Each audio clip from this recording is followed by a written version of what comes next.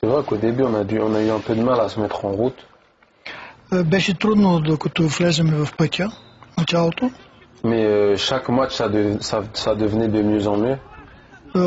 Но от матч на матч ние вървяхме към по-доброто.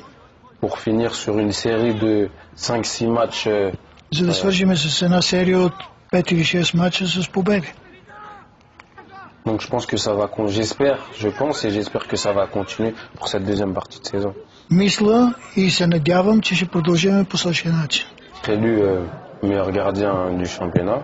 Това ми е огромно удоволствие и голямо задоволство от това, че съм избран за най-добрия вратар в първенството.